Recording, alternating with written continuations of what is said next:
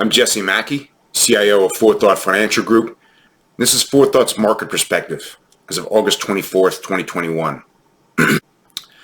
Across all asset types, global private equity is now the best performer year to date, while emerging market stocks show the worst performance. Most stock types, with the exception of emerging markets, continue to outperform bonds by a wide margin so far this year. After a one-week stall in growth, a new intraday record price for the S&P 500 index was achieved yesterday on August 23rd.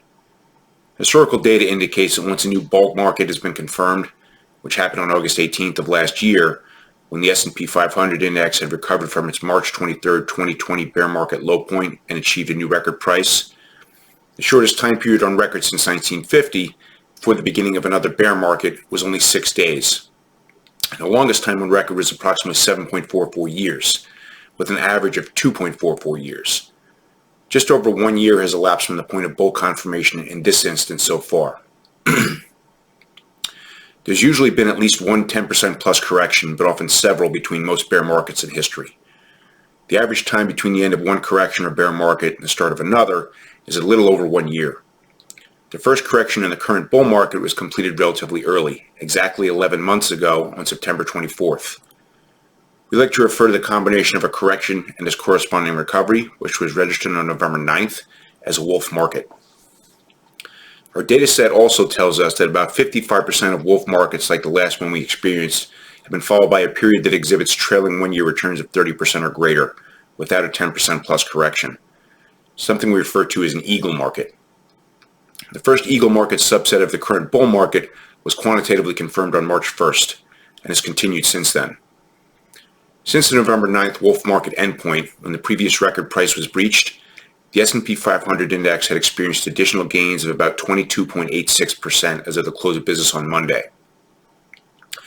Once an eagle market like the current one has been indicated, it continues for an average of an additional 5.35 months, although they sometimes end as quickly as the same day they're confirmed. This instance has so far continued for 5.87 months, so it's slightly above the average duration so far. Eagles may be followed by any of the other three market types, including a flattening of growth rates to return to a standard bull market or an immediate reversion into a wolf or bear market. But given that stocks are still relatively early in the traditional broader bull-bear market cycle by historical standards, an immediate bear market, although certainly possible, appears the least likely of the various scenarios.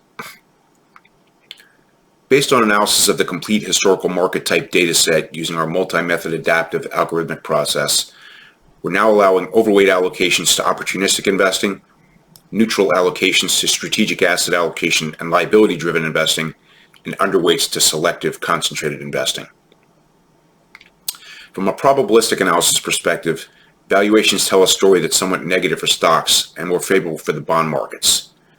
On this basis, most stock types range from slightly overvalued to moderately overvalued.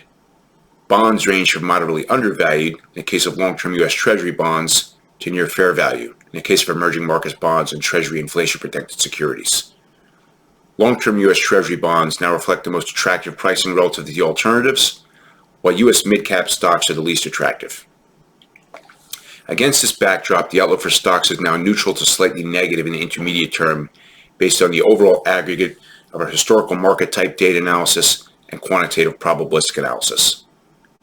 I hope this was helpful. If you have questions or you'd like to discuss what this means for your particular situation, please contact 4Thought at 516-300-1617 or at info@4tfg.com. And don't forget to subscribe to our blog feed and our YouTube channel. Thanks for watching, and see you next week.